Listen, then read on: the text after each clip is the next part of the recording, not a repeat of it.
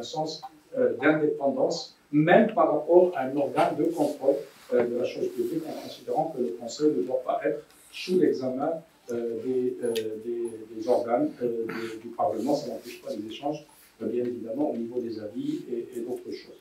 Donc cette particularité d'avoir un organe très fort en termes d'indépendance, très autonome par rapport à l'autorité gouvernementale et par rapport même à l'autorité législative. Alors ça renforce. Je crois que M. le Président a utilisé une image tout à l'heure qui est très, très vraie.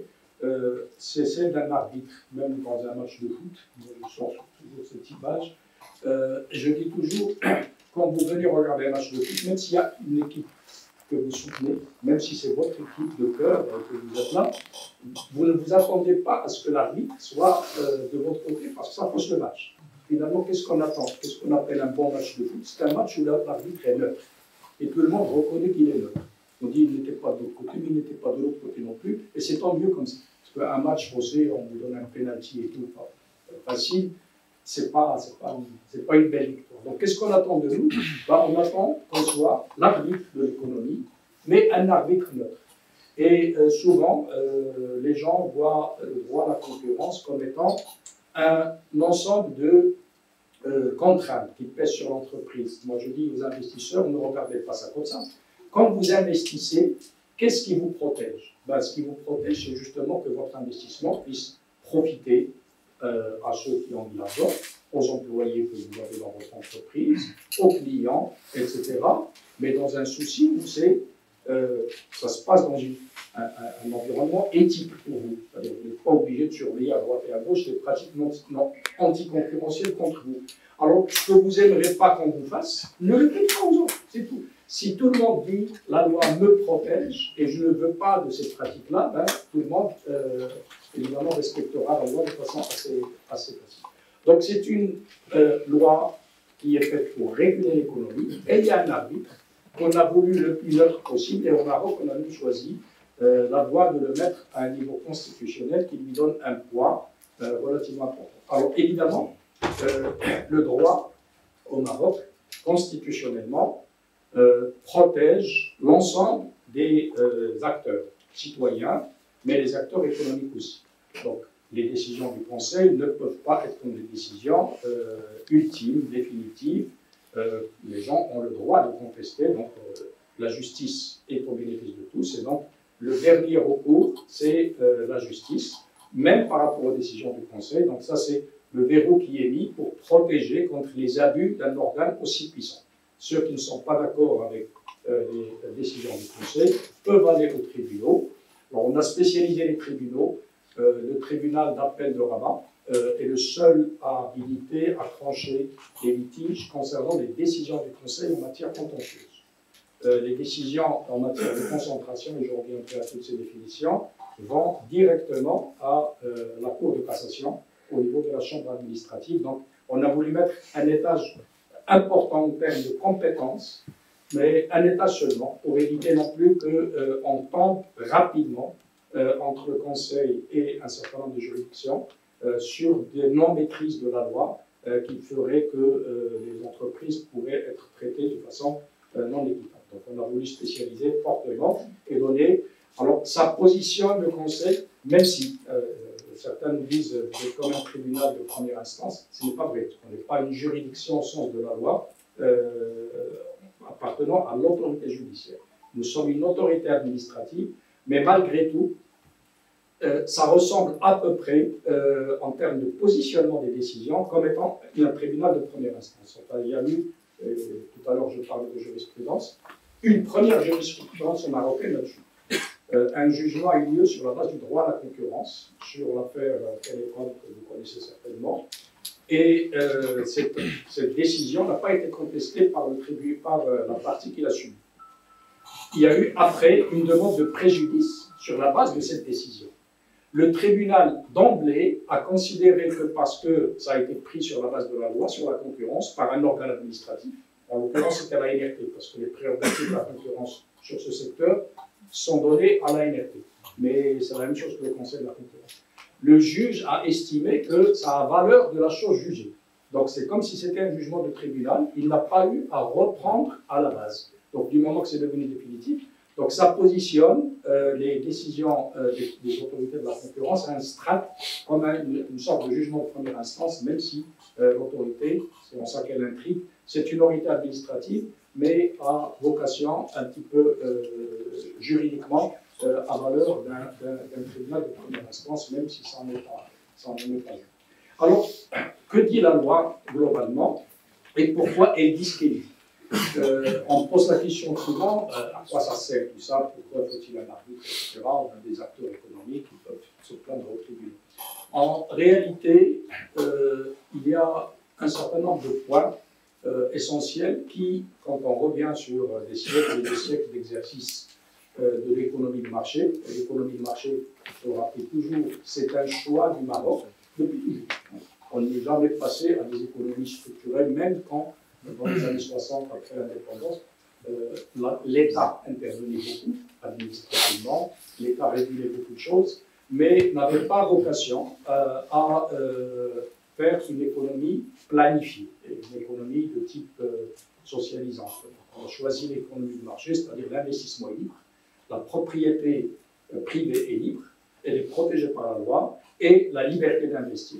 Alors quand vous voyez toute l'histoire du Maroc depuis l'indépendance, on est allé vers une libéralisation de plus en plus forte, c'est-à-dire asseoir de plus en plus les structures de marché où l'État n'est qu'un arbitre et il laisse à l'initiative privée le choix de répondre aux soucis des citoyens en termes de produits, de services, etc. Donc c'est au privé de fabriquer les produits, de fabriquer les services, de les vendre et de réguler tout ça. À un moment donné, quand on est arrivé à la fin des années 90 à une énorme libéralisation, parce que l'État s'est retiré de beaucoup de secteurs, même qu'il détenait auparavant, ben, il fallait un arbitre. C'est à ce moment-là qu'on a estimé nécessaire de créer le Conseil de la concurrence et d'avoir une loi sur la liberté des prix de la concurrence, qui est ensuite, en 2014, a été renforcée par des capacités de sanction et des capacités d'agir.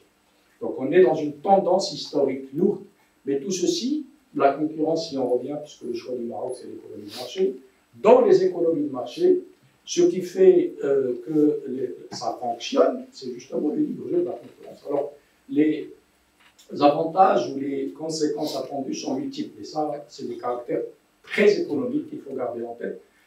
La première chose que permet la concurrence, c'est d'abord d'éviter les pénuries. Ça, on n'y pense pas. On est un pays, heureusement, où les pénuries n'ont pas lieu. On peut aller n'importe où, on trouve des produits de première nécessité. Ce n'est pas la même chose partout. Et parfois, on considère que certaines choses qu'on voit tous les jours, c'est un équilibre. Non, c'est la conséquence de quelque chose. Cette organisation de structures libres a permis au Maroc de pratiquement jamais, sauf des cas très très particuliers, même dans la période du Covid, on n'a pas connu de pénurie. Et ça, c'est parce qu'il y a des acteurs qui se font concurrence. Quand un ne fait pas le travail, ne couvre pas une région, n'amène pas un produit, ben, il y a forcément quelqu'un qui vient dire, tiens, là, il y a une opportunité pour moi, je vais y aller. Et ça fonctionne. Donc, ça, c'est le premier volet. Éviter les pénuries dans une économie qui tourne. Et vous savez, les économies planifiées, la première chose qu'on constate, c'est qu'on voit, on trouve que les produits ne sont pas partout, alors on n'a pas de choix. Justement, le deuxième élément, c'est le choix. Non seulement les produits sont là, mais on a la capacité de choisir entre les différents produits. Le troisième élément, c'est évidemment la qualité des produits. La qualité, puisque bon, un produit de mauvaise qualité, du moment qu'on a le choix, on ne va pas le prendre. On va prendre un produit meilleur, donc la concurrence améliore la qualité. La concurrence améliore aussi quelque chose qui est très important dans une économie, c'est l'innovation. Quand vous voulez rentrer dans un marché libre, concurrentiel, vous avez deux choix. Soit vous êtes moins cher, soit vous êtes innovant. Il n'y a pas 36 solutions. Donc si vous n'amenez rien de neuf, vous êtes plus cher, personne n'achètera vos produits. Donc la concurrence encourage l'innovation. Et enfin, le cinquième élément que je viens de citer, c'est les prix. Souvent, les gens associent la concurrence uniquement au prix. Or, il y a ces 5 volets. Il faut toujours garder à l'esprit. La concurrence permet ça. Maintenant, pour que ça joue, soit c'est l'État qui regarde que ça joue bien, mais l'État, parfois, est un acteur qui doit intervenir lui-même sur certains volets. Il est sollicité par des acteurs de marché qui défendent, c'est légitime, leur secteur. Donc, ils vont demander des subventions, ils vont demander des aides, ils vont demander des protections douanières. Finalement, l'État, pour garder sa neutralité, C'est ça qui a amené à la création de ce type d'organe, à estimer qu'il vaut mieux que ce ne soit pas lui qui tranche là-dessus. Et que même quand quelqu'un le sollicite, par exemple, pour dire je veux des subventions, moi je suis un secteur qui a besoin d'une protection douanière, bah, il va dire tiens, bah, adressez-vous à un organe indépendant qui, lui, ne va pas juger sur des critères de choix politique à un moment donné. On peut avoir envie de faire plaisir à une région, à un lobby, etc. Je prends lobby au sens anglais du terme, il n'y a rien de négatif. Un corps organisé a le droit de défendre ses intérêts. On a intérêt à le voir pour écouter ce qu'il a à dire. Donc lobby au sens positif, c'est-à-dire quelqu'un qui défend le secteur dont il fait partie. Donc les gens peuvent demander des protections.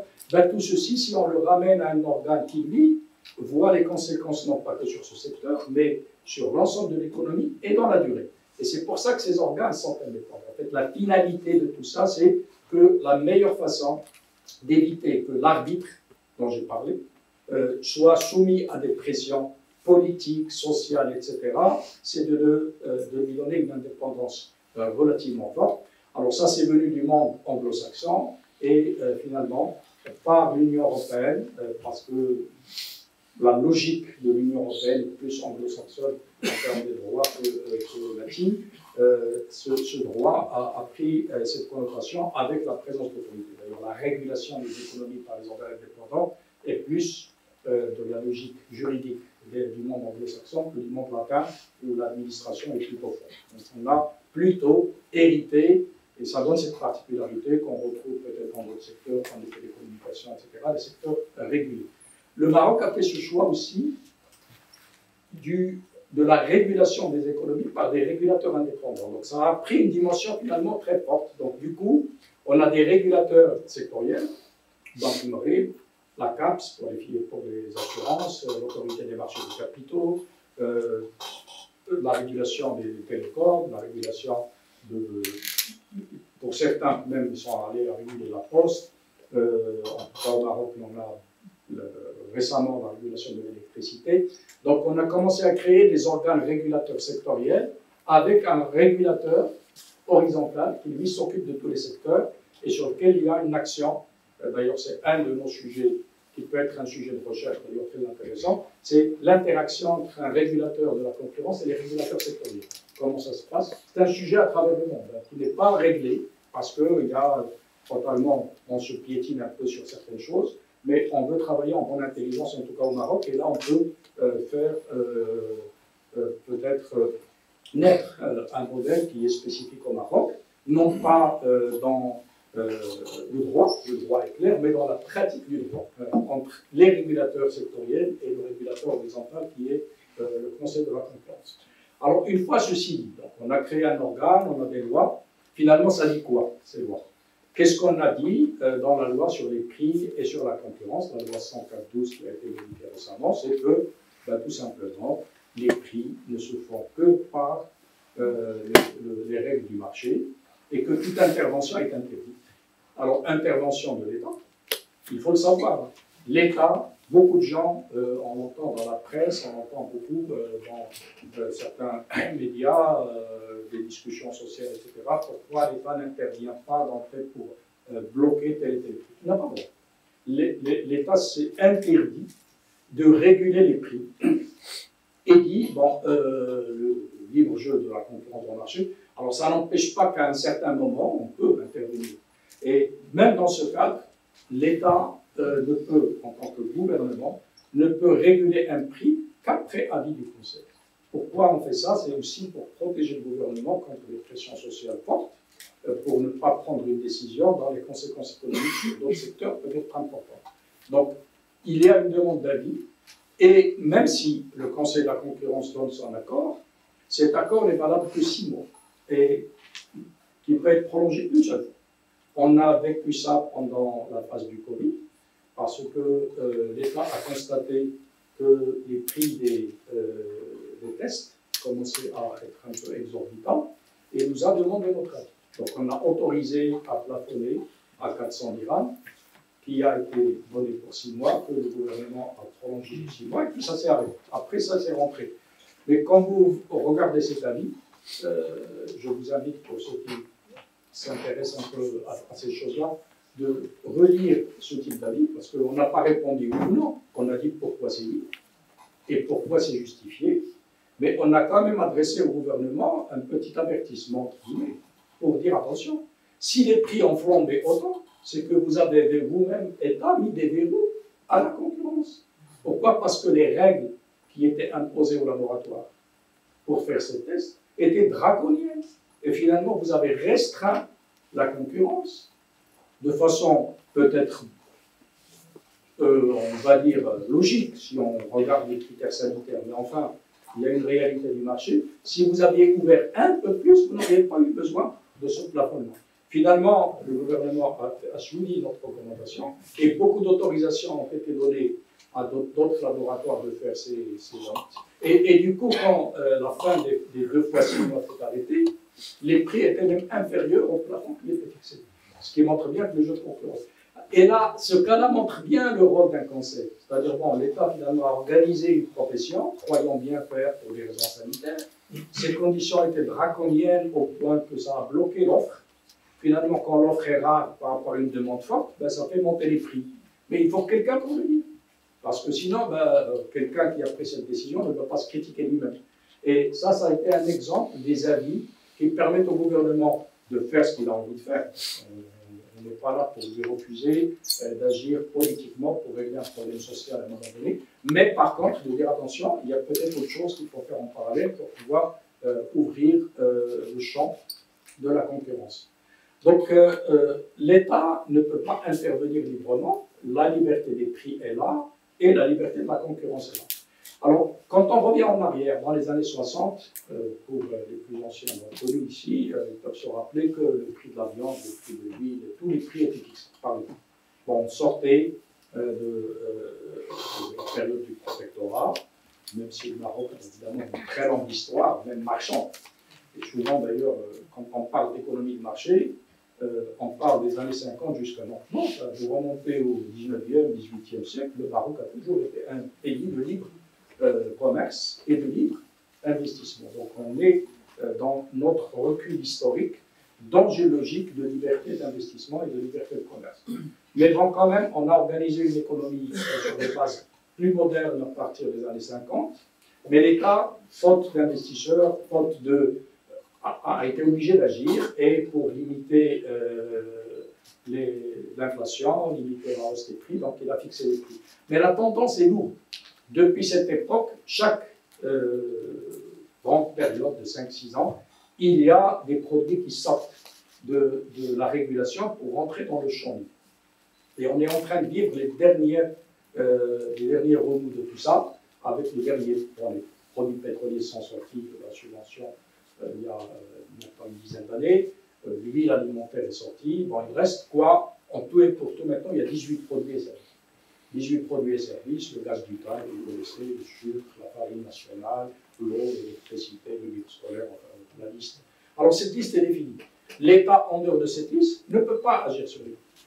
S'il a envie de rajouter un produit qu'il veut contrôler, ben, il faut qu'il le mette dans la liste. Donc, c'est un débat avec l'avis du Conseil, puisqu'on touche à la liberté des prix. Alors, ça remet l'économie dans une logique d'une intervention de moins en moins importante sur les prix et sur la concurrence par l'État, y compris lorsque les entreprises publiques interviennent. C'est une question qu'on me pose souvent. Est-ce que votre champ d'action couvre les entreprises publiques ou pas? La réponse est oui. Les entreprises publiques, pour nous, n'ont aucune différence par rapport à toutes les autres. Le capital, qu'il soit national, étranger, mixte, public ou non public, ne change rien. Une entreprise est soit dans le monde de la compétition, soit elle ne l'est pas. Peu importe celui qui la détient, et du moment qu'elle est dans un champ de compétition, il faut qu'elle obéisse aux règles de la concurrence comme les autres. Donc même quand l'État est acteur, il subit la loi.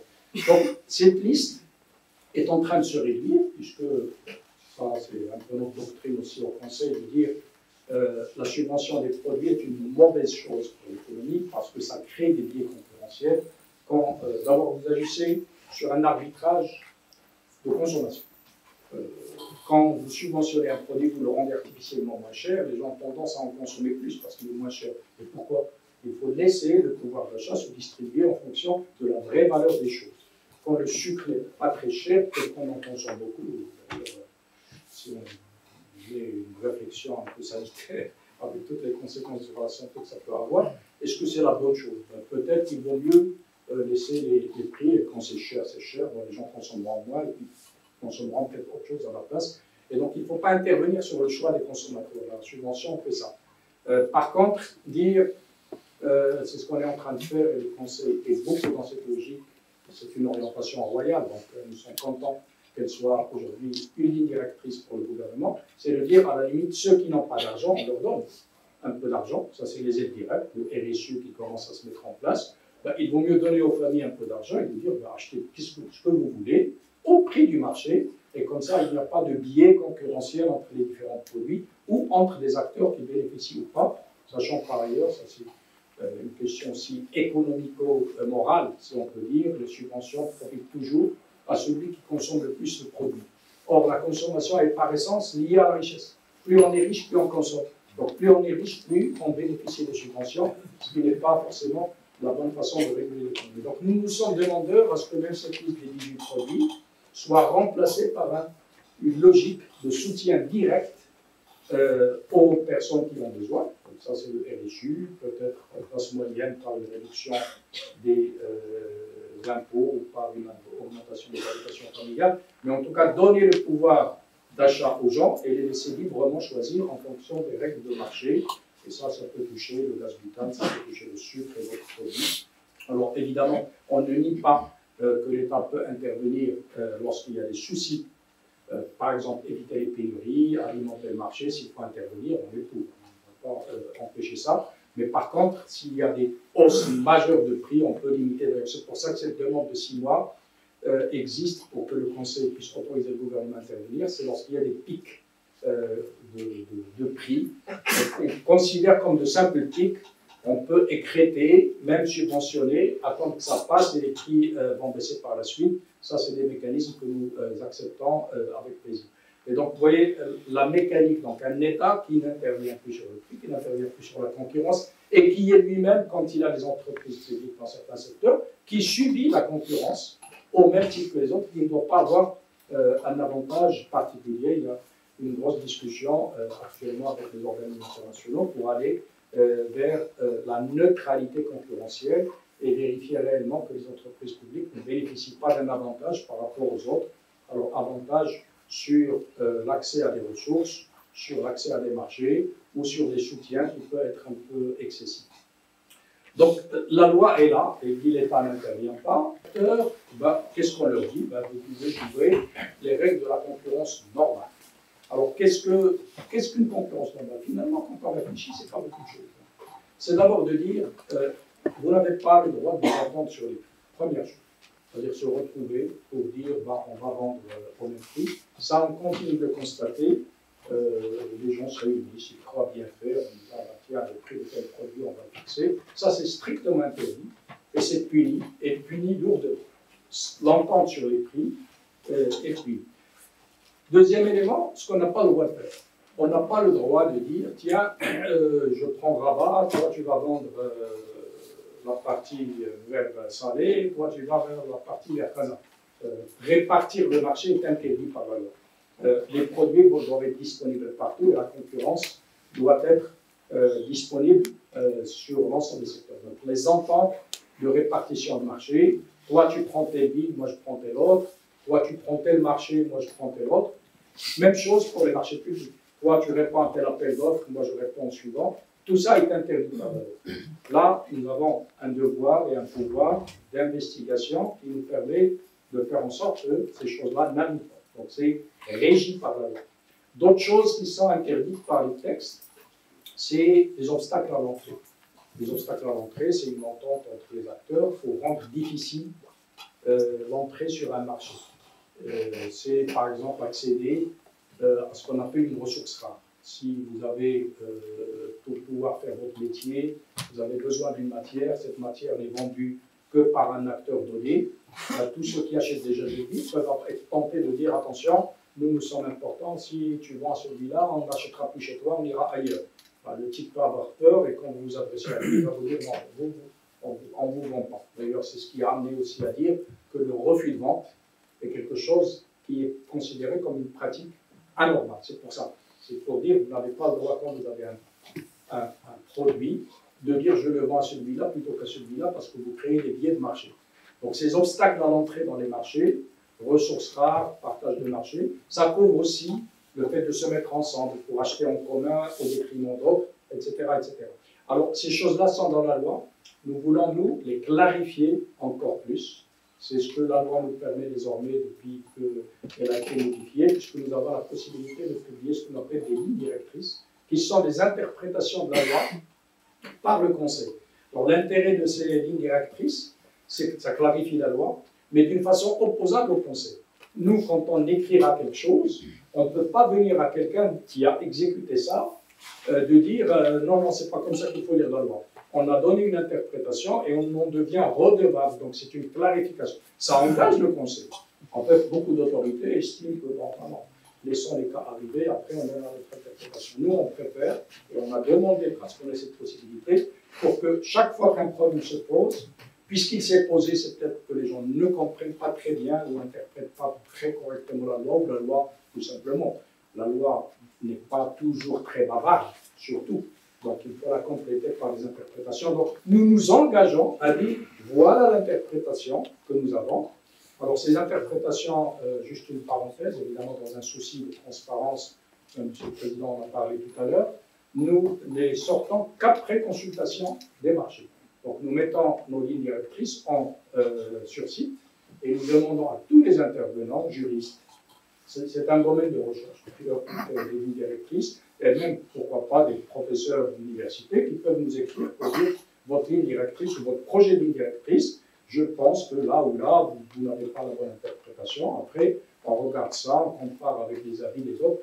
Nous voulons construire des lignes directrices qui sont des lignes directrices émanant de notre écosystème concurrentiel et pas uniquement de l'interprétation du Conseil. C'est ce qu'on a fait sur la première qui est sortie sur les opérations de concentration et qui a été soumise volontairement. D'ailleurs, on a écrit à des cabinets juridiques pour dire quel est votre avis et on a ramassé ça. Bon, ça clarifie les textes dans le sens de la pratique, dans le sens d'une bonne compréhension, toujours dans un sentiment aussi de faire comprendre au marché exactement comment les différences qu'il peut y avoir entre juste une interprétation entre le Conseil et le marché, une interprétation qui peut être différente entre deux acteurs.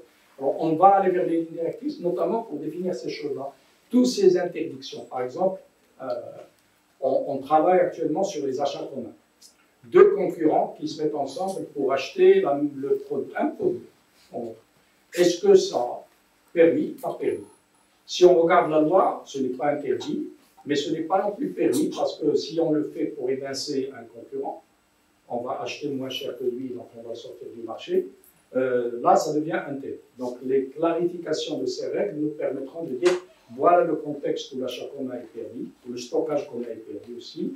Donc l'action d'intervention commune doit être permise. Madame la professeure a parlé tout à l'heure du colloque qu'on a organisé à Marrakech sur les économies renouvelables, enfin les énergies renouvelables et sur le changement climatique. En fait, pourquoi on a fait ça? C'est pour parler comme tout le monde. Le changement climatique, c'est un sujet traité par un tas de choses, mais il a des conséquences sur l'économie. Pourquoi? Imaginez deux concurrents qui se mettent ensemble pour investir dans un outil qui leur permet de diminuer leurs émissions de gaz à effet de serre ou de diminuer leurs émanations de microparticules, etc. On ne peut pas, nous, regarder ça comme n'importe quel investissement, parce qu'il a un intérêt général. Donc peut-être que des travaux communs entre deux entreprises ne seront pas permis, mais quand ils touchent le changement climatique, on va le permettre. Et pour ça, on a promis au marché qu'on va rédiger une ligne directrice qui définit dans quel cadre, non seulement le Conseil ne va pas sanctionner des investissements communs ou la mise en commun de moyens, mais même l'encourager, c'est-à-dire permettre que les gens puissent y aller. Et ça, c'est une tendance mondiale pour accompagner. Vous voyez que le droit évolue, mais la pratique aussi.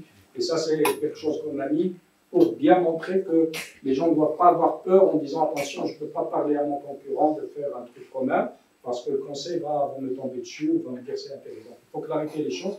Et comme c'est quelque chose qui peut inhiber l'investissement dès le départ, ben, on préfère clarifier les règles de façon à pouvoir aller de l'avant relativement vite. Donc j'ai parlé des conditions, accès au marché, partage de marché, les choses interdites.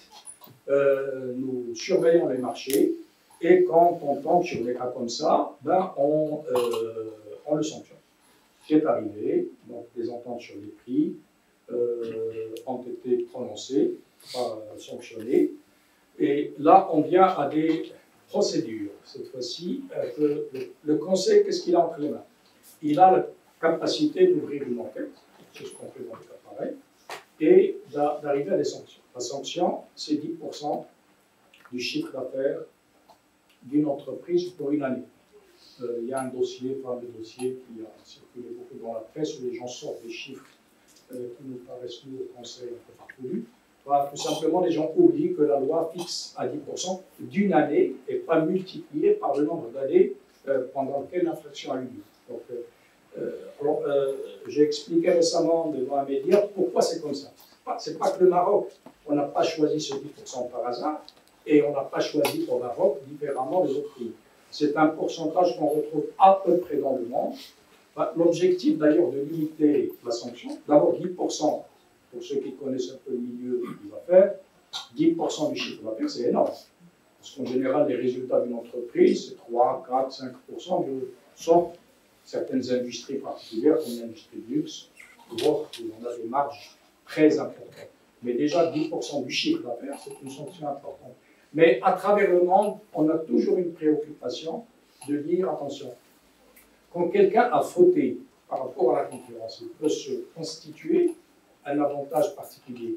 Mais l'objectif, quand même, par la sanction, n'est pas de le tuer. Parce que quand vous le tuez, c'est ce que j'explique, bah, vous tuez une entreprise. Et là, les sanctionnés, ce n'est pas les patrons, c'est les employés. Or, ce n'est pas l'objet. Eux, ils sont couverts. Donc, il ne faut pas que les sanctions en matière de droit à la concurrence amènent à la faillite. D'ailleurs, au Maroc, et à l'instar de ce qui existe partout dans le monde, c'est un paragraphe que beaucoup de gens ignorent, quand le Conseil de la concurrence prononce une peine sous forme de sanction d'amende, sanction pécuniaire, la personne qui subit cette amende peut en référer, c'est-à-dire dans l'urgence, aller au tribunal pour dire attention, si je paie cette amende, je risque d'avoir des conséquences irréversibles sur l'entreprise. Et le juge a le droit de reporter le paiement et de le bloquer le temps que la procédure au fond soit jugée par le tribunal, qui, en général, c'est arrivé un peu partout dans le monde, les juges baissent le niveau. Cette préoccupation est fondamentale. Notre rôle n'est pas de tuer les entreprises. Notre rôle, c'est de leur apprendre à respecter la loi, et parfois l'amende est nécessaire pour ça. Alors l'amende, elle doit être une sanction pour les actionnaires, pas pour les employés. C'est-à-dire résultat net et la distribution de dividendes qu'on va annuler pour une partie de l'année, pour l'année, etc. Donc les gens qui détiennent l'entreprise verront que cette année-là, les dividendes ont baissé à cause d'une sanction. Ça part au trésor public, c'est pour la communauté, et ça leur donne à réfléchir. Mais par contre, on a d'autres moyens. Les autres moyens qui sont importants, on va me dire, oui, mais bon, enfin, s'il y a une grosse entreprise qui abuse de sa position, ben, elle va continuer à la faire si l'amende n'est pas très importante. Ben non, parce qu'on peut ne pas s'arrêter à la sanction pécuniaire. On peut, par exemple, demander de céder une partie de l'activité. C'est arrivé. D'ailleurs, la naissance même du droit à la concurrence, qui date de la fin du 19e et du début du 20e siècle aux États-Unis, est venue des États-Unis, où on a constaté que certains monopoles, certaines situations lourdes, commençaient à peser sur l'économie. Donc les premières sanctions n'étaient pas pécuniaires. Les premières sanctions, c'était de dire, messieurs, vous êtes trop gros, on vous demande de compartimenter vos activités. Les fameux cas connus sont touchés le pétrole, avec Standard Oil, qui était maîtrisé toute l'industrie du pétrole aux États-Unis.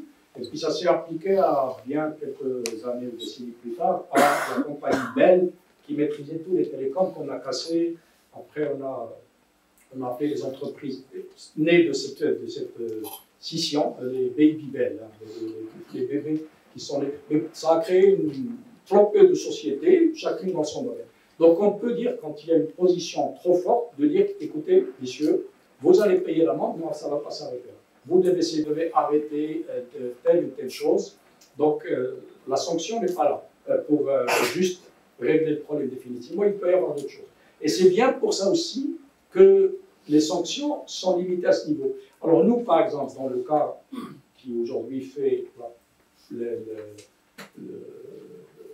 beaux jours de la presse, hein, le cas que vous connaissez, les hydrocarbures, on ne s'est pas arrêté à la sanction. D'abord, on a mis sous surveillance le secteur pour dire attention, vous avez fait des pratiques que nous considérons comme non conformes à la loi, vous devez payer une amende, vous en payez, et ensuite on va regarder pendant 3 ans ce que vous faites. Mais en même temps, on a écrit au gouvernement pour dire, messieurs du gouvernement, la loi qui régit ce secteur crée peut-être beaucoup trop d'obstacles à l'entrée. Et ce n'est pas la volonté des acteurs, on vous aura parlé, c'est la loi qui le dit. Et donc nous vous demandons de modifier la loi pour rendre ce secteur plus ouvert à la compétition, plus attractif pour d'autres investisseurs, et nous allons suivre les deux choses. Donc dans ce domaine-là, ceux qui font la recherche dans ce domaine en particulier, je vous demande d'aller voir ce type de détails. C'est-à-dire une décision pécuniaire n'est pas l'unique solution. Bon, les gens vont payer, passer à autre chose. Non, on ne veut pas qu'ils reviennent aux pratiques anciennes. D'abord, la loi, déjà, a prévu quelque chose. Ils vous disent, la loi vous dit, si vous refaites la même chose, ben, la sanction est doublée. C'est-à-dire le plafond de 10% devient 20%. Là, ça devient une sanction terrible.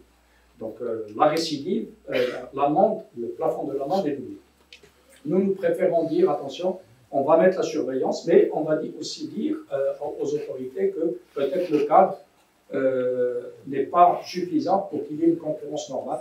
Un secteur, on peut comprendre encore pour des raisons, comme je l'ai dit pour les laboratoires. Les laboratoires biologiques, tout à l'heure. Le ministère de la Santé, il a toutes les raisons de mettre toutes les règles sanitaires autour. Mais quand vous avez un besoin énorme, des centaines de milliers de tests qui se font tous les jours, quand vous appliquez des règles peut-être trop strictes, ben vous créez une pénurie de l'offre et donc vous montez les prix. Après, vous venez réguler les prix, ce n'est pas la bonne démarche. Il faut dire, ben, les règles, il faut les adapter aussi pour que l'offre soit suffisante. Évidemment, il ne faut pas jouer avec les règles sanitaires, avec les règles de la sécurité alimentaire, ça, on le comprend. Mais enfin, quand on met des trucs trop rigides, parfois, ça peut avoir des conséquences. Donc, les règles et les textes, pour nous, c'est important. Et ça touche à un niveau très important que le Conseil de la concurrence fait aujourd'hui, c'est de dire, attention, quand je regarde ce que je vous ai dit tout à l'heure, notre économie est allée de plus en plus vers la libéralisation, et la loi de la concurrence est venue à la fin des années 90, début des années 2000, avec une vraie application, la vérité, à partir des années 2018-2019. C'est tout récent. Or, tout le secteur économique marocain est régulé par des textes, des lois, des pratiques, des circulaires, un tas de choses. Et aussi des façons de faire. C'est-à-dire les gens se sont habitués à certaines, qui datent d'avant cette loi. Il ne faut pas, comme ça, d'un coup de baguette magique, croire que toute cette infrastructure juridique et économique qui s'est construite sur les décennies et les siècles passés va changer simplement parce qu'on a changé les lois sur la concurrence. Donc on dit, le problème n'est pas les pratiques uniquement qu'on doit surveiller. La loi nous donne ce devoir, ce pouvoir. Mais également de regarder le cadre réglementaire dans lequel certaines activités sont faites. Donc aujourd'hui, nous nous efforçons de ratisser des secteurs importants sous forme d'une prérogative de la loi dans le Conseil qui est celle d'émettre des avis. Les avis nous permettent de faire quoi? Quand vous regardez tous les avis que nous avons déjà publiés depuis 3-4 ans, et ceux qui vont venir, vous allez voir un bon diagnostic, on fait une étude, et ça commence toujours, vous allez le remarquer, c'est systématique, le cadre réglementaire. Donc quel cadre réglementaire nous opère? Ensuite, quels sont les acteurs? Quelles sont les pratiques concurrentielles? Quels sont les benchmarks? Pour aboutir à un diagnostic final, voilà ce qui ne marche pas, ou ce qui marche, et deux catégories de recommandations. Une, vis-à-vis des acteurs du marché, pour dire attention, nous attirons votre attention sur telle et telle chose qui ne nous semble pas tout à fait conforme à la loi ou qui peut amener à des pratiques non conformes. Et deuxièmement, les textes réglementaires mériteraient peut-être d'être regardés, et donc il y a un volet des recommandations qui s'adressent aux législateurs et au gouvernement, et c'est en ça notre position indépendante nous permet de faire ça, parce que ce n'est la critique de personne, c'est le constat neutre d'une situation où les textes peuvent être eux-mêmes à l'origine d'un manque de concurrentialité dans un secteur. Donc c'est important que le législateur, et ça c'est un volet très important de la loi, ait donné ce droit à un conseil. Alors, on peut nous dire, bah oui, vous conseillez, bon, on peut ne pas suivre ce que vous dites, c'est vrai. Sauf que la loi quand même donne quelques contraintes. Le gouvernement, quand il ne suit pas un avis du conseil, doit se justifier. Donc il doit dire pourquoi. Alors il a tout à fait le droit. Par exemple, je vous donne un exemple, on a eu une loi sur le délai de paiement, que le gouvernement nous a sauvé parce que on nous a posé la question, en quoi vous êtes concerné, vous, par le délai de paiement? Mais ben, tout simplement parce qu'une entreprise qui ne paye pas ses fournisseurs, et il a un avantage concurrentiel par rapport à son concurrent, qui lui paye en heure et en temps, qu'il dispose d'une trésorerie que l'autre n'a pas. Donc c'est un biais concurrentiel. Donc nous avons toute légitimité pour regarder ça. Bon, on a proposé un certain nombre de choses. Une des recommandations, c'est que la loi disait dans son projet initial, seront concernés par le suivi des délais, etc., les factures supérieures à 10 millions. Nous, on a dit non, parce que ça sort du champ de la protection amenée par la loi, toutes les micro-entreprises et les PME qui ont des factures petites. On a vu le volume, vu Donc le gouvernement n'a pas pris notre recommandation, mais il s'est justifié en disant qu'elle n'est pas praticable aujourd'hui. Par contre, il s'engage à la mettre dans le dispositif au bout d'un certain nombre d'années. Donc cette justification est intéressante. C'est ça qui permet après au Conseil de suivre ces recommandations et, le cas échéant, de relancer le gouvernement. Mais pas que. C'est là encore là, nous allons retrouver le monde de la recherche et le monde des médias avec qui nous échangeons.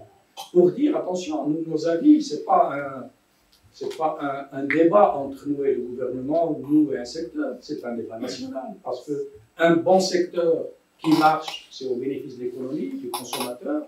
Si les lois ne sont pas conformes, il faut que ce soit des débats nationaux, des objets de recherche, des études, qu'est-ce qui dans un secteur marche ou ne marche pas. Donc aujourd'hui, on va sortir dans quelques semaines tout un avis sur l'organisation de la distribution des fruits et légumes avec les marchés de gros.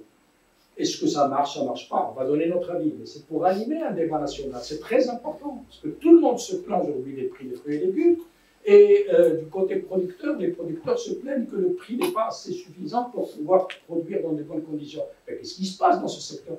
Donc c'est un intérêt général. Alors on a notre avis, on va le donner. Certaines choses vont, à mon avis, amener le gouvernement peut-être à réfléchir à certains changements ou à certaines modifications de texte, mais aussi des messages pour les acteurs, pour les intermédiaires, etc. Donc c'est aussi pour nourrir des débats intellectuellement positifs, pour faire avancer le pays. Et franchement, j'insiste, même si je sais que les travaux de recherche sont parfois décalés dans le temps, mais n'empêche avoir des recherches sur les monopoles de fait, par exemple les monopoles de fait sur le marché de gros, pourquoi ils existent, c'est des sujets de recherche intéressants. Et c'est pour ça qu'on a créé le prix. Nous voulons que, d'ailleurs, vous voyez le choix que nous avons fait pour les prix que nous avons donnés cette année.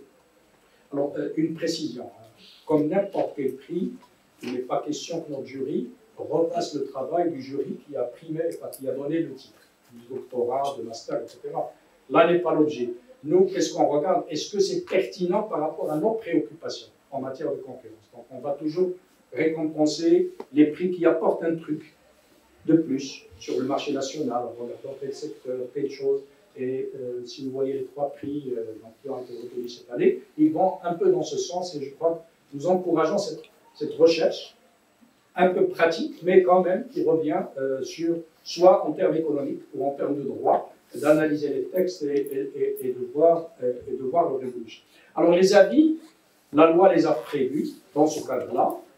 Elle les a prévus aussi pour que un certain nombre d'organes, Parlement, gouvernement, associations professionnelles, syndicats, puissent demander l'avis du Conseil. il y a deux façons de s'adresser au Conseil. Soit vous vous plaignez de quelque chose, et là nous encourageons maintenant les entreprises à dire attendez, vous attendez de nous qu'on régule les secteurs. Moi j'aime bien, maintenant qu'il y a la VAR dans le foot, pour ceux qui suivent le foot, vous savez, il se passe quelque chose dans la surface de réparation, vous avez tous les joueurs qui viennent protester auprès de l'arbitre, la VAR, on veut la VAR. Ben nous, la VAR, c'est nous.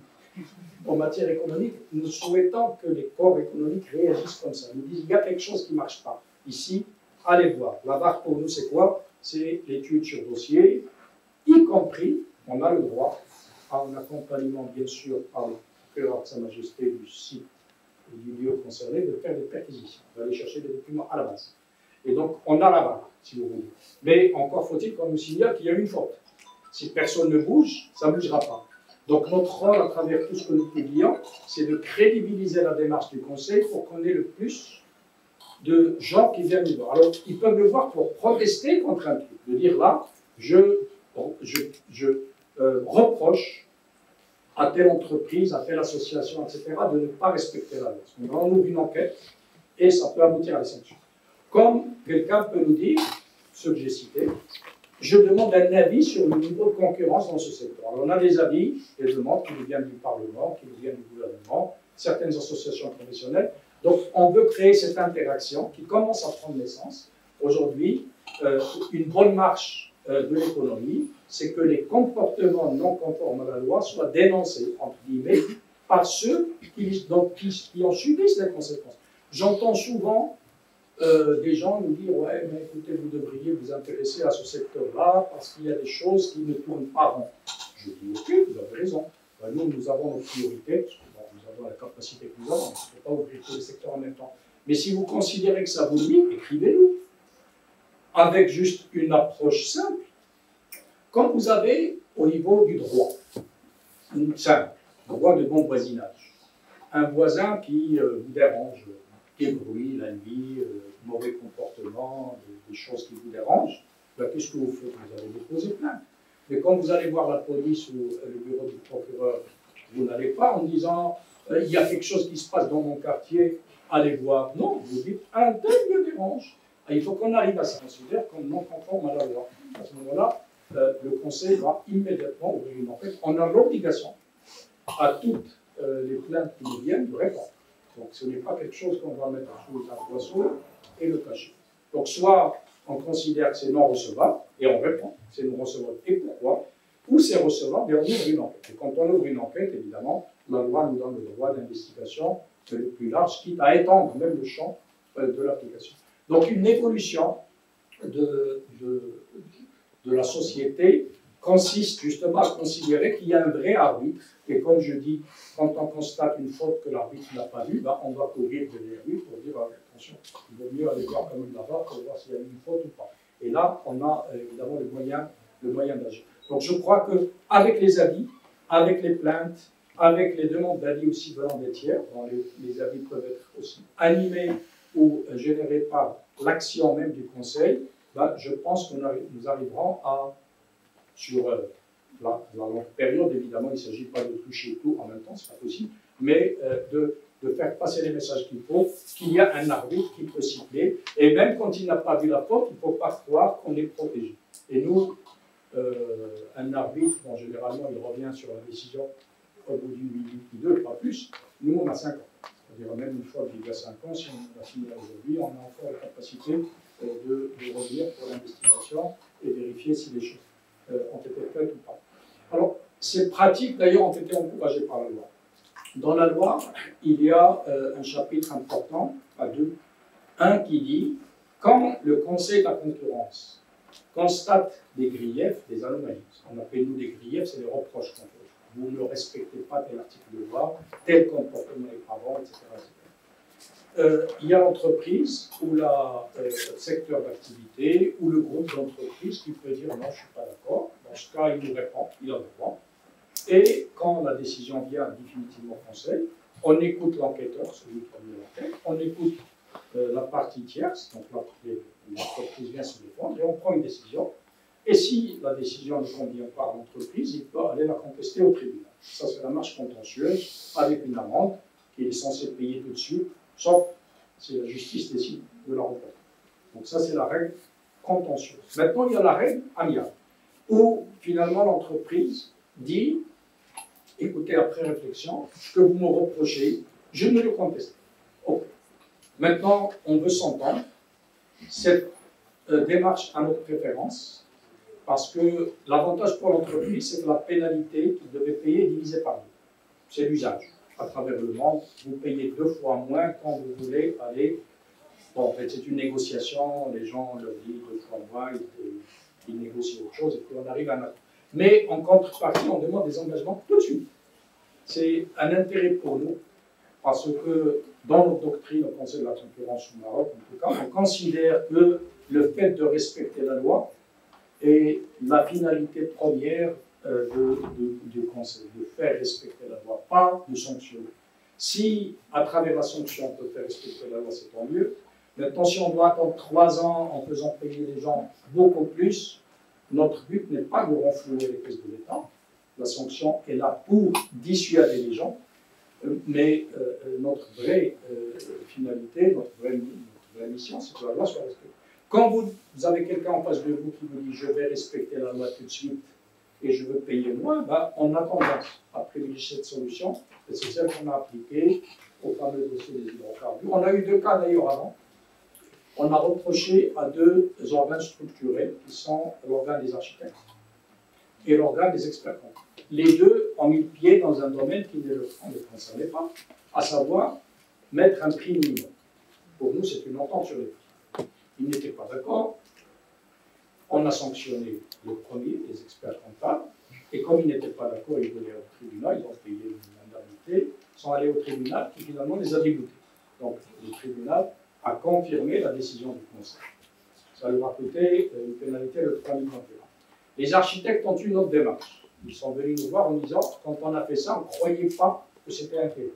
Maintenant, si vous voulez, on arrête ça tout de suite. Donc on a dit, ok, maintenant, il faut quand même payer quelque chose parce que vous avez voté pour la forme. Donc ils ont payé 500 000 pour les 3 millions. Et par contre, ils ont exécuté tout de suite. Donc voilà 2 cas où l'un a attendu 1 an et quelques, et finalement il a exécuté mon payant beaucoup plus. Nous préférons le cas suivi par les architectes parce que tout de suite, ça a été appliqué sur le terrain. Évidemment, on a reçu des changements de texte, etc., qui nous permettent de vérifier en disant, à la base, c'est quoi votre problème? Ben, notre problème, ils nous disent, c'est qu'il y a des gens chez nous, parmi nous, qui vendent à des prix trop bas. C'est pour ça. Ça, c'est dans la loi. La vente à perte est interdite par la loi dans certaines conditions. Alors, elle n'est pas interdite systématiquement, sinon, il n'y aurait pas les soldes. Ça ferait pas plaisir à beaucoup de monde. Les soldes, c'est une vente à perte. En fait, on liquide ses stocks pour passer au produit.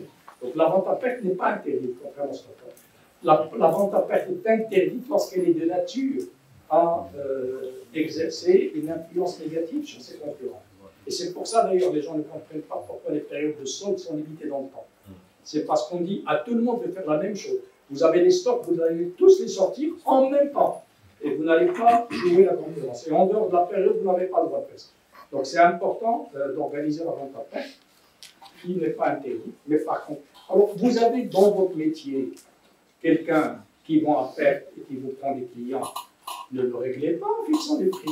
Adressez-nous une plainte et vous allez voir ce que vous allez voir. Parce que si celui-là a fauté et que réellement, alors soit il n'a pas de conséquences sur les autres, dans ce que vous faites pas bon. Soit ça a vraiment une conséquence, et dans ce cas, il va être sanctionné, et il peut être sanctionné lourdement. Et s'il répète, ça peut encore être plus. Alors je ne parle même pas du pénal, parce que certaines anomalies qui peuvent avoir des conséquences économiques très lourdes, peuvent être dénoncées au procureur de Sa Majesté, qui peut ouvrir une enquête pénale, cette fois-ci. Donc la personne doit rendre compte de sa personne sur la faute qu'il a commise.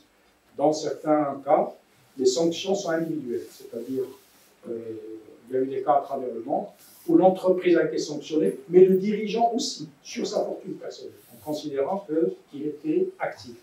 Alors, il y a un volet que la loi a permis, qui est extraordinaire. Je parlais de 2 choses. On vient l'entendre quand je viens de parler avec le Conseil. Mais il y a autre chose. Imaginez, on me dit souvent, cet article ne sera jamais appliqué, mais je dis, prenons le cas que je vais vous dire maintenant. Je suis un manager. Moi, je l'ai été dans différentes entreprises. Et quand vous arrivez dans une entreprise en tant que patron, quelle est la première chose que vous faites? Vous faites un audit, vous voyez ce qui se passe, ce qui se passe. Imaginez que vous trouvez chez vous des pratiques non concurrentielles. C'est-à-dire que votre commercial vient vous dire, écoutez, nous, on s'arrange avec nos concurrents, ou nos autres concurrents, vous savez, nous, on vend à côté, vous vendez là, et tout se passe bien, et là, notre. Vous pouvez dire, j'assume et je continue. Mais vous voulez arrêter ça, qu'est-ce que vous faites? Ça, c'est l'autodénonciation. C'est-à-dire, vous dites, moi, j'accepte pas ces pratiques. Mais mon entreprise, dont je suis chef, quand vous devenez patron d'une entreprise, vous assurez ce qui se passe dans le futur, mais également le passé. Parce que vous êtes et plus le temps passe, plus vous assumez juridiquement le passé. Donc là, la loi a permis de dire, écoutez, vous pouvez venir au conseil et de dire, écoutez, dans mon secteur, il se passe des choses qui ne sont pas normales. Et mon entreprise, moi je vais arrêter ça tout de suite, mais je vous le dis, même mon entreprise y continue. Dans ce cas, il y a un article de la loi qui s'appelle la clémence, qui fait bénéficier l'entreprise et les dirigeants d'une dispense totale de sanction. C'est-à-dire qu'il n'est pas sanctionné, il ne peut pas être poursuivi, rien, parce qu'il a contribué à traiter un secteur. Alors ça a été créé dans ce cadre, dans cet article, c'est pour permettre à de bons dirigeants de ne pas être empêtrés en disant, ben, écoutez, si j'arrête, si je dis, je vais être moi-même taxé parce que même mon entreprise et mes actionnaires vont me dire, mon papa a mis là pour ça, tu nous crées des problèmes, il y a une pénalité à payer, donc il suffit de montrer à ces actionnaires, écoutez, moi je trouve des pratiques, vous voulez que je reste avec vous, moi c'est pas ma façon de faire, je vais le dire au conseil, et ça ne vous coûtera rien. Et on changera les pratiques.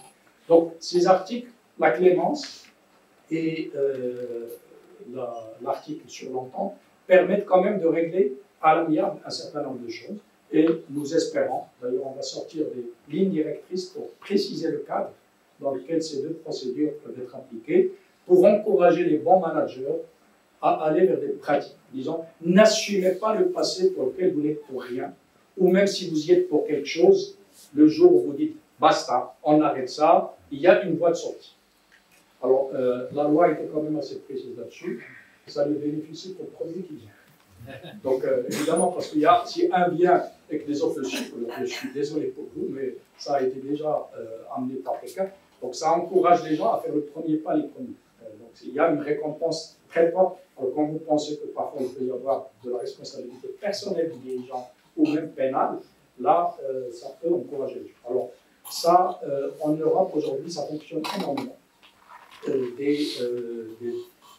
Des cas de non-respect sectoriel qui viennent par un des acteurs du secteur 1. Pour vous dire que la loi, c'est quelques articles, mais elle a prévu quand même des cas de figure. Et quand je parlais des lignes directrices, à nous, après, de clarifier comment tout ceci fonctionne. Donc là, j'ai parlé des avis, j'ai parlé du contentieux. Reste un volet qui est administratif, entre guillemets, qui est celui des concentrations. La loi, donc, permet au Conseil de traiter les abus sur le droit de la concurrence, de façon spontanée ou en réponse à une plainte, de donner des avis, soit sur sa propre initiative ou sur l'initiative, et je vous ai dit dans quel cas ces avis sont donnés. Maintenant, la loi aussi dit au Conseil toutes les opérations qui obéissent à un certain nombre de critères. Évidemment, tout ce qui se passe sur le marché ne passe pas au Conseil. Si quelqu'un achète l'épicerie du coin, on ne va pas regarder. Mais par contre, quand on achète une entreprise d'une certaine taille, vous devez passer au Conseil. Alors, parfois, nos réponses à 99,9%, c'est oui. On dit, puisque vous dites oui tout le temps, pourquoi on passe chez vous? En fait, ça a été prévu dans un cadre très particulier. C'est de dire la construction du monde économique est constituée d'un certain nombre d'étapes. Certaines de ces étapes sont des étapes irréversibles. Quand vous avez acheté une entreprise et que vous avez fusionné, très difficile de remettre les choses comme elles étaient. On dit à l'entreprise de prendre des engagements qui nous permettent de nous rassurer qu'il n'y aura pas de biais concurrentiel. En l'occurrence, dans ce cas précis, la société qui est achetée prend l'engagement de ne pas favoriser son entreprise qu'il achète par rapport à ses propres concurrents. Puisqu'il a un produit qui est utilisé par un domaine, il faut qu'il ait la même gamme de prix, les mêmes niveaux de réduction et qu'il ne privilégie pas une entreprise par rapport à d'autres. Donc ça, c'est la concentration verticale qui permet d'acheter matériel d'un fournisseur et pour tuer les concurrents, leur faisant des prix. Alors on ne va pas refuser de vendre, mais on va mettre des prix exorbitants, où on va vendre à celui-là, il va dire il y a pénurie, favoriser. On va favoriser un tel par rapport à un tel. Alors, il y a des relations commerciales normales, mais voilà à quoi servent les concentrations, c'est essentiellement pour éviter des cas d'abus futurs qui nous permettent, nous, soit carrément de dire non, ou de dire faites-le, mais sous condition. On a un cas qu'on a traité en 2023, c'est deux sociétés qui fusionnent à travers le monde, et qui ont chacun une filiale au Maroc. Nous, on a estimé qu'ils vont fusionner, on n'est pas contre. Mais l'impact sur le marché marocain, si les deux filiales détenues par l'un venaient à fusionner, ça peut avoir des conséquences sur la concurrence.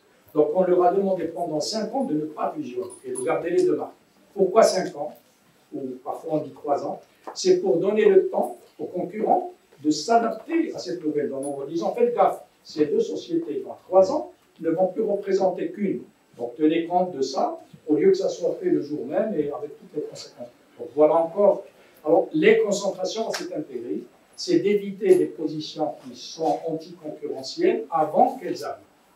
En fait, il y a un autre intérêt, c'est que les concentrations, et vous le verrez, vous le voyez dans le site, chaque fois que nous recevons une opération, nous publions un communiqué.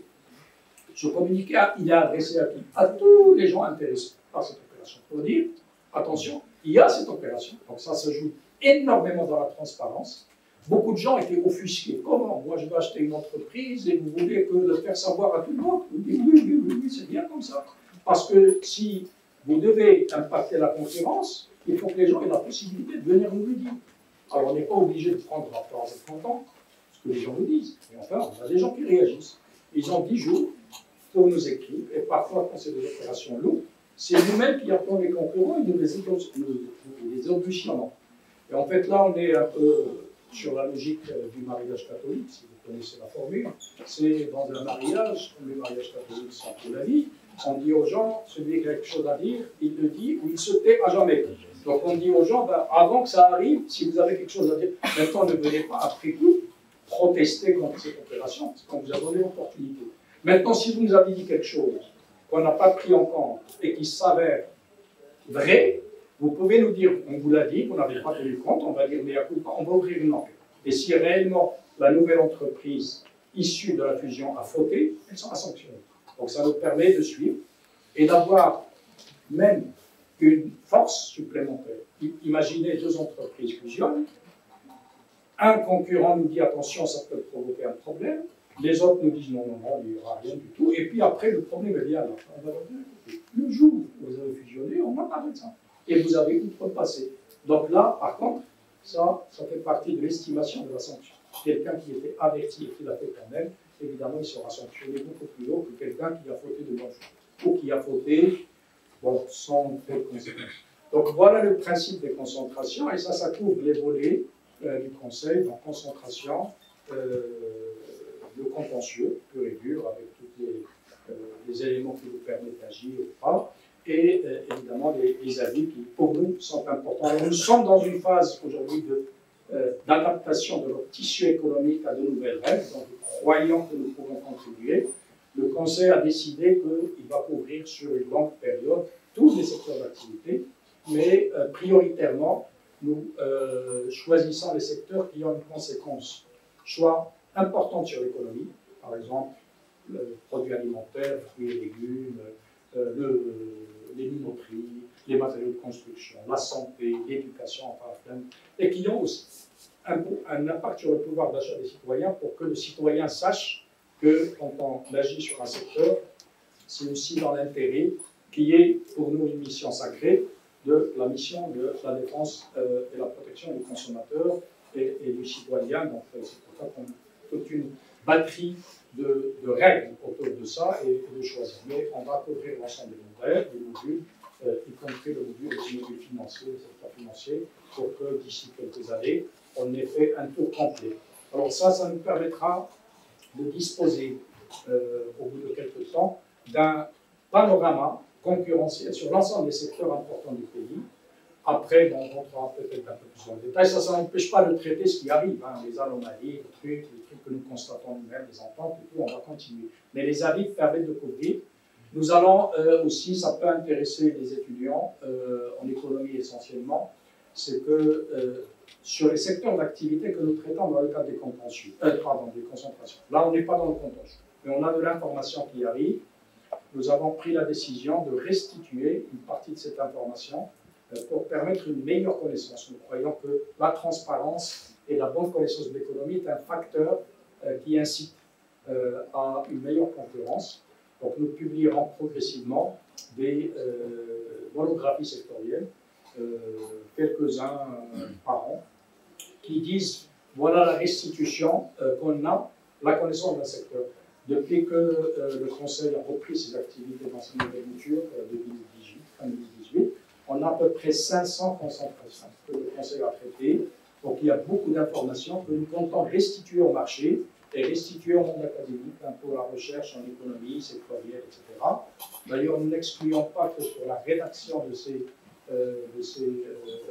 monographies, qu'on fasse travailler les étudiants en économie ou même en droit, parce qu'il y a parfois des volets légaux, pour contribuer peut-être à la rédaction initiale, forte contribution, mais moi ce que j'aimerais c'est qu'on ait des monographies vivantes, c'est-à-dire qu'on réactualise tous les ans, et ça on peut peut-être dans le cadre universitaire ensemble ce travail, nous fournissons l'information et des départements de recherche ou des étudiants ou des écoles doctorales peuvent s'en occuper pour nourrir le marché et les chercheurs aussi par des données économiques solides sectorielles. Ça c'est notre restitution indirecte pour fluidifier l'économie. Donc en guise de conclusion, ce que je peux dire, on a un organe constitutionnel autonome important, positionné au plus haut qu'il puisse être comparativement aux autorités comparables à travers le monde. On a une loi conforme aux normes internationales. On a une pratique maintenant qui commence à être appuyée par des jurisprudences, etc., très très fortes. On a donc une volonté de couvrir toute l'économie et on joue beaucoup sur la pédagogie aussi pour que les gens puissent d'eux-mêmes se rectifier. On a fait un essai cette année qui est passé. Au mois d'avril, on a sorti juste un communiqué pour dire attention, on constate des pratiques qui sont les prélèvements sur les paiements de factures qui nous semblent anormales au regard de la loi. On n'a pas ouvert d'enquête, on n'a pas sorti d'avis, mais juste après, les gens nous ont appelés, les acteurs, etc. Et Dieu merci, début janvier, les régies, les impôts, tout le monde a abandonné cette pratique. Donc, le simple jeu d'attirer l'attention permet quand même, et c'est mine de rien, 500 millions de dirhams de pouvoir d'achat qui est restitué aux citoyens, qui n'est plus prélevé, qui allait devenir 1 milliard en plus, parce que le paiement de facture par Internet va se développer. Fatalement, c'est une source de richesse pour les entreprises.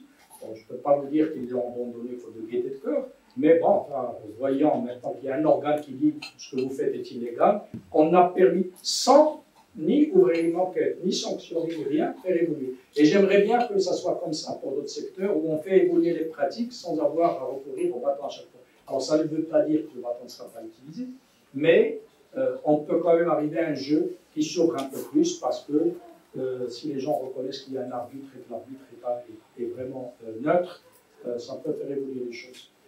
Pour finir, juste une information, je disais que l'émanation de la loi sur la concurrence est une émanation anglo-saxonne dans laquelle la jurisprudence est importante. Alors on a constitué une base de données avec l'aide de l'Union européenne sur toute la législation, enfin toute la jurisprudence européenne, donc des décisions qui sont devenues fermes, définitives, ou des jugements de tribunal. Donc des choses qui ont force de loi, qui sont jugées. Donc cette base comprend à peu près 300 décisions ou jugements que nous mettons dans une base de données qui sont passées en Europe. Mais comme on n'a pas, nous, une mémoire aussi importante, et comme la loi est la même, les pratiques sont les mêmes, nous allons évidemment la mettre à disposition de la justice, dans le cas du jugement, pour nos propres besoins, évidemment, nous on connaît, et évidemment dans le monde académique, pour ceux qui veulent fouiller. Donc, si vous avez des étudiants au restaurant, nous pouvons leur donner un mot de passe pour accéder à ces bases de données.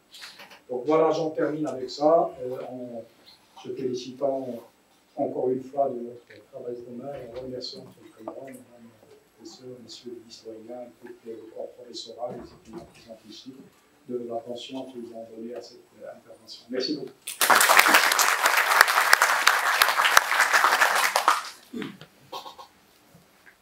Merci Monsieur le Président pour cette conférence très riche. Vous avez clarifié de nombreuses notions du droit de la concurrence. وقبل ما تخرجوا ما تنساوش تابونا في لاشين جورنال 24 وفعلوا الجرس باش يوصلكم كل جديد.